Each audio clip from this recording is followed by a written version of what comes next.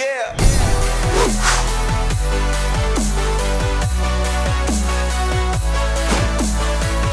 Welcome back to the Gridiron Expert. I don't know if there's a coach in the country that needs a big year more than Clay Helton. The head man at USC is just 18-13 over the last 3 seasons.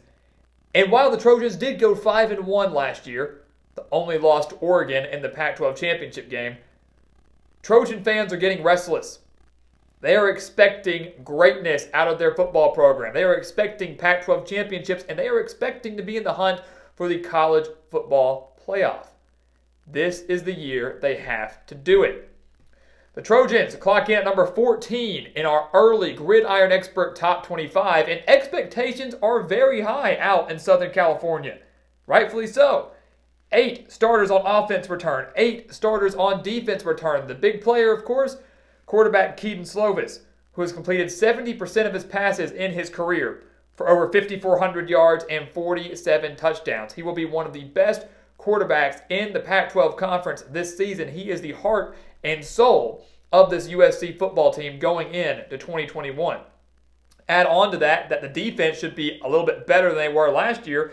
Todd Orlando, back as defensive coordinator for a second year, now has a full offseason, hopefully a normal offseason, to work with this defense, one that's very experienced. Not to mention the Trojans were third in the Pac-12 last year in scoring defense, allowing just 26 points per game. So they showed slight improvement last year, can show even more now in 2021. Expectations are high for a reason. Not just because of the returning starters, but because of the very favorable schedule as well. And that's what we're taking a look at today. We're not predicting any games. That's going to come much later. But we are going to take a look at what USC is up against going into 2021. And if you look at this schedule here, guys, one thing should stand out to you. One thing should stand out to you with USC's schedule, and that's the fact that they do not play Oregon or Washington in 2021. The only time they could play one of those teams is if USC makes the Pac-12 Championship. And of course, if Oregon or Washington does the same. So they avoid Oregon and Washington, the top 2 teams out of the North. They avoid them in the regular season. How lucky is that?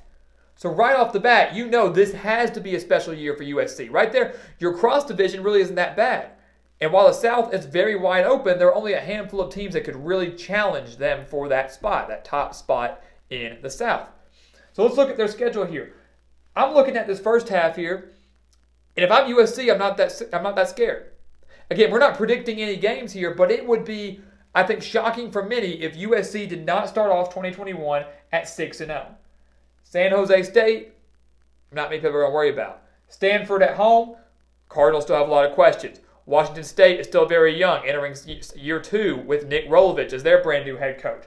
Oregon State at home. Utah at home. Again, home field advantage, I think, going to be a little bit more key now in 2021 if we can have close to full capacity in most of the stadiums across the country.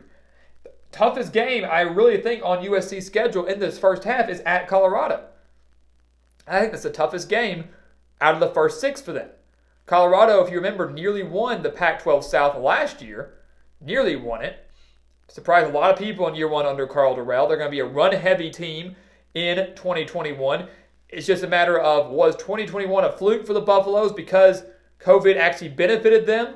Or is Karl Dorrell really working some magic in Boulder? And are the Buffaloes going to be legitimate South contenders this season? That's $1 million question. And last time USC was in Boulder, it was a very close game. I believe 35-31 in favor of the Trojans. So this is, I think, the toughest game out of the first 6. The big ones, Utah and Stanford, the Trojans get at home. It would be shocking and disappointing if USC was not 6-0 going into their bye week. If they are 6-0, yes, they are certainly Pac-12 title contenders, but we're talking about playoff contenders as well. They're a top 10 team, maybe even top 7 team if they are 6-0 going into their bye week. The key stretch for USC comes right here on October 23rd and lasts until November 13th. Their key stretch really is the back 6, we could even say. I think their final 6 games are obviously way tougher and way more important than the first 6. Way more important if, in fact, USC is undefeated. If they're 1-loss, 2-loss team going into the bye week, forget it. Clay Helton's gone. Nothing matters for USC anymore. But we're not expecting that. Again, we're not predicting anything, but it would be shocking.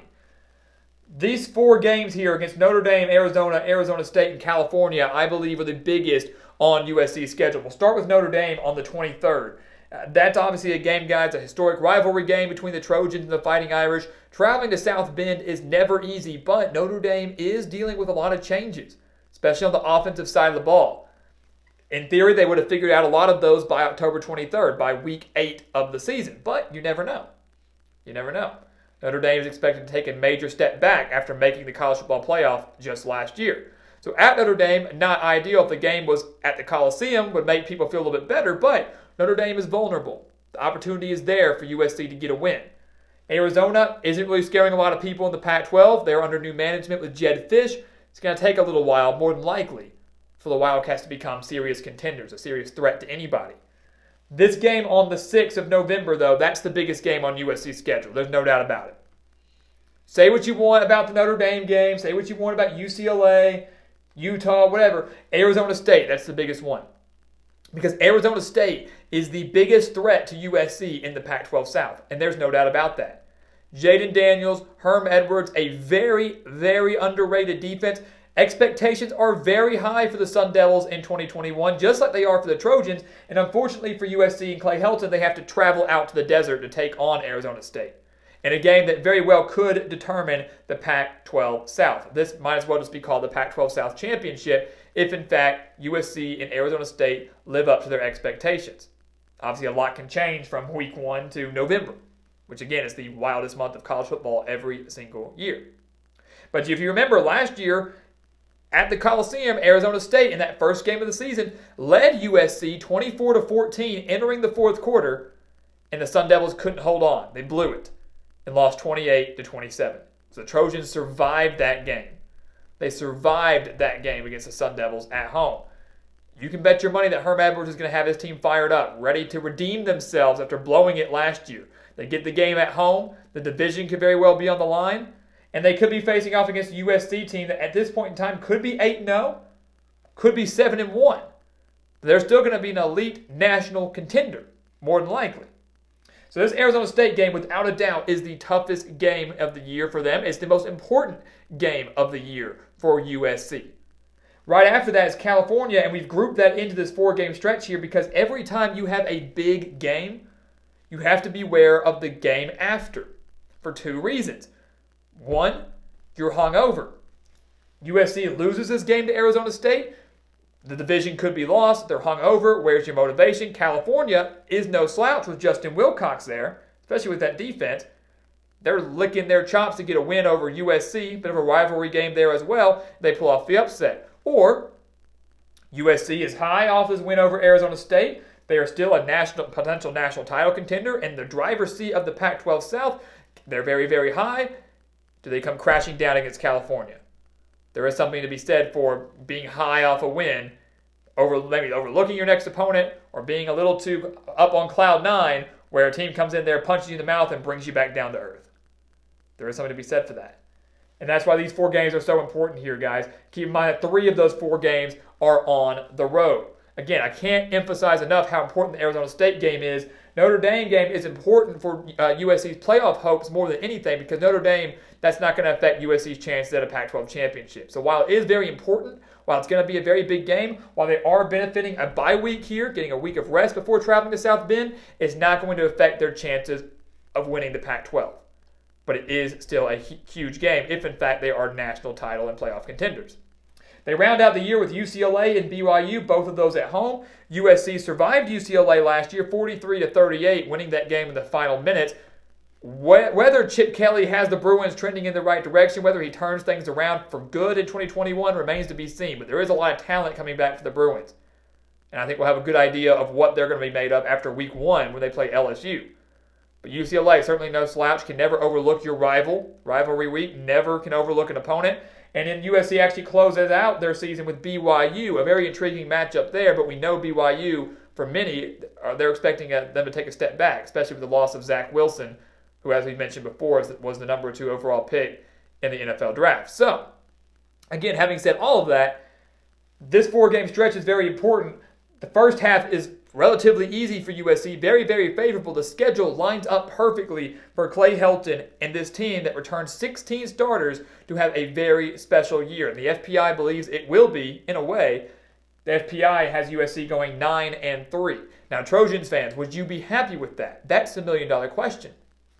9-3. And if I had to guess where the FPI had USC losing, it would probably be to Notre Dame, Arizona State, and then maybe Colorado, maybe Utah, some little upset game here and there. But I have a feeling the FPI is picking Notre Dame to win that game. They are picking Arizona State to win that game. Where the third comes remains to be seen. Maybe it's in the Pac-12 Championship.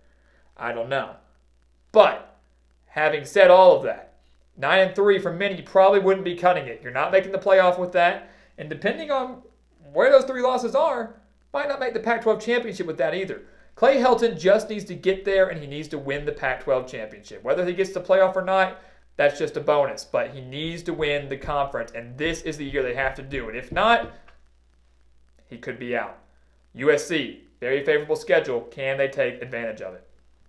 Guys, thank you so much for watching us here at The Gridiron Expert on YouTube. As always, make sure to continue to like, comment, subscribe, share our videos, and hit that bell. Hit that notification button to get notifications and updates for every single one of our future schedule previews and all of our future videos as we get closer and closer to prediction season, a time and videos that you do not want to miss. So make sure to do that. Check out everything down in the description as well. Exclusive content there for you to get you through this college football offseason. Our Gridiron Expert podcast, our Gridiron Expert website, our merchandise, our Patreon account, everything is down there for you guys, the diehard college football fan, to enjoy and use to your advantage, to take advantage of it. And as always, thank you so much for watching, and we'll see you next time right here on The Gridiron Expert.